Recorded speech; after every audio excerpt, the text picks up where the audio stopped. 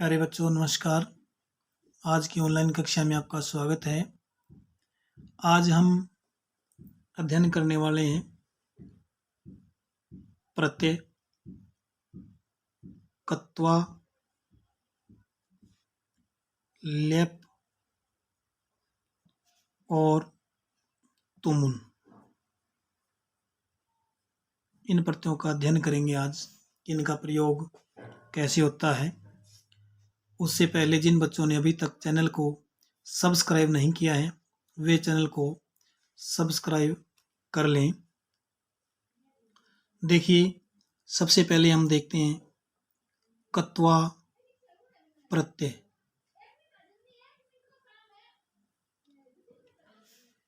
देखिए, इस प्रत्यय का प्रयोग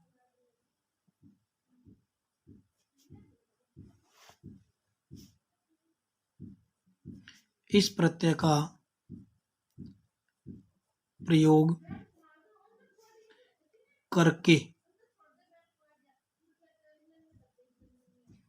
अर्थ में किया जाता है। यानी कत्वा प्रत्यय जिस धातु के साथ लग जाएगा उसका अर्थ कर के अर्थ में हो जाएगा। और इस प्रत्यय का तवा शेष रहता है, तवा। और यह प्रत्यय जो है, ये प्रत्यय लगने के बाद जो शब्द बनता है वो अव्यय पद बन जाता है। यानी किसी भी लिंग में हम किसी भी प्रकार से प्रयोग करें तो उसमें कोई बदलाव नहीं होता। जैसे उदाहरण देखते हैं हम, पठ धातु है, इसके साथ जब कत्वा प्रत्यय जोड़ देंगे तो नया पद बनेगा पठित्वा, जिसका अर्थ होता है पढ़ कर। यानी पठ धातु का अर्थ होता है पढ़ना, और कत्वा प्रत्यय लगा दिया साथ में तो इसका जो अर्थ है बन जाएगा पढ़ कर। इसी प्रकार गम धातु से कत्वा प्रत्यय जोड़ेंगे तो शब्द बनेगा गत्वा, जिसका अर्थ होता है जाकर।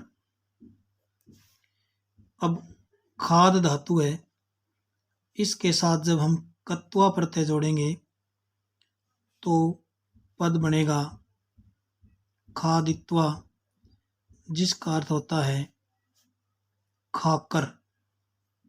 देखिए बच्चों, कत्वा प्रत्यय लगने के बाद कर अर्थ में जो है अर्थ इसका शब्द का पद का कर निकलता आ रहा है, इसी प्रकार निकलेगा।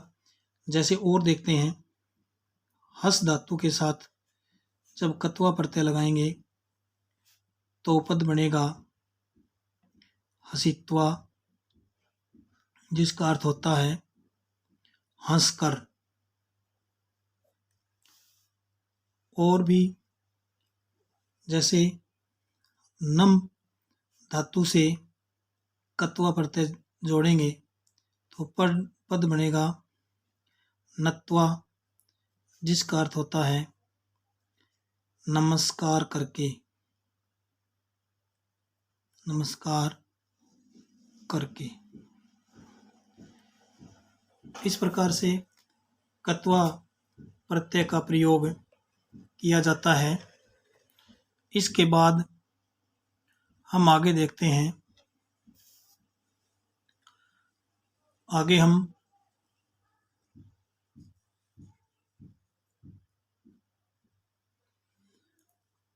हम इसमें लेप प्रत्यय समझते हैं। यानी कर के अर्थ में भी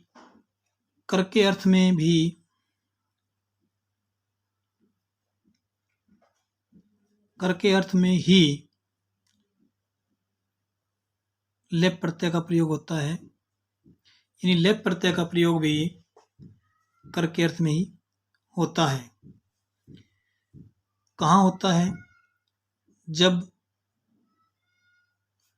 धातु से पहले उपसर्ग हो तब कर के अर्थ में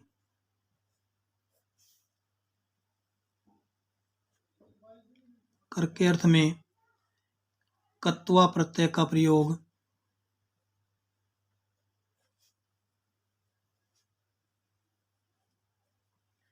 न होकर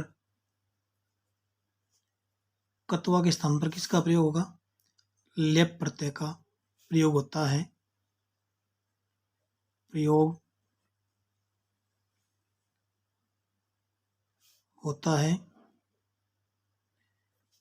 और लेप का यह शेष रहता है। जैसे हम इसके उदाहरण और करते हैं। जैसे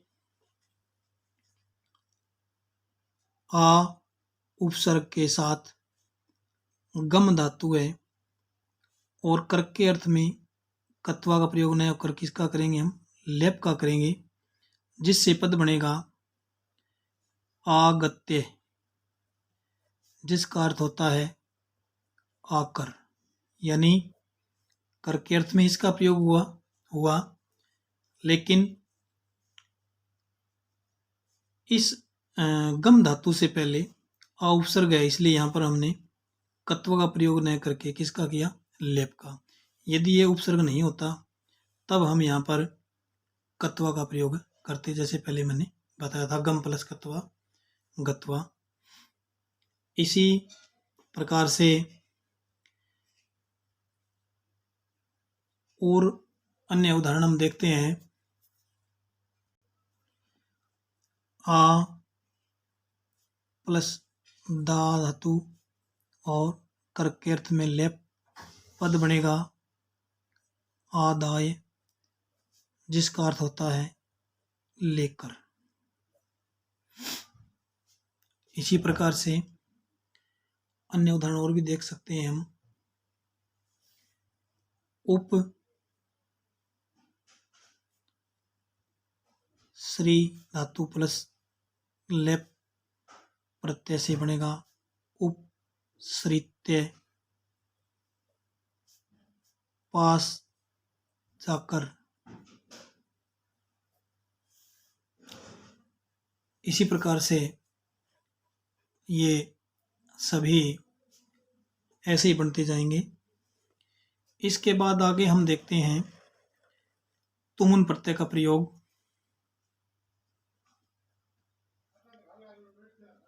तुमुन प्रत्यय, इस प्रत्यय का प्रयोग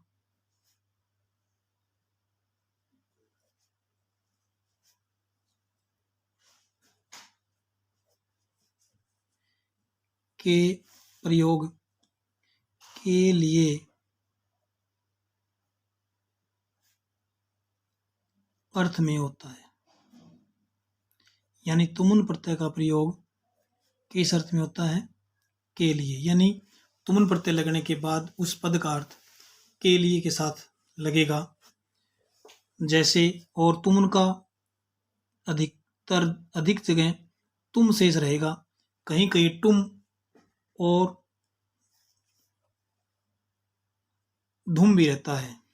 जैसे पठ धातु के साथ तुमुन प्रत्यय जोड़ेंगे तो पद बनेगा पठी तुम, जिसका अर्थ होता है पढ़ने के लिए।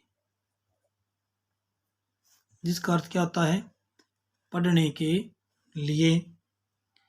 इसी प्रकार चल धातु से तुमुन प्रत्यय जोड़ेंगे तो पद बनेगा चली तुम, जिसका अर्थ होता है चलने के लिए। इसी प्रकार हसीतुम, सॉरी, हस धातु से जब तुमुन प्रत्यय जोड़ देंगे तो पद बनेगा हसीतुम, जिसका अर्थ होता है हंसने के लिए। इस प्रकार से बनते जाएंगे। आपके पास सहायक पुस्तिका होगी, उसमें प्रत्यय दिए हुए हैं। एक बार वहाँ जा कर के आप इनको अच्छी प्रकार से समझ सकते हैं। इसी प्रकार से होंगे सारे, और उदाहरण आप जितना करोगे उतना ही समझ में ज़्यादा आएगा। आगे हम अगली कक्षा में अन्य प्रत्यय पढ़ेंगे। धन्यवाद।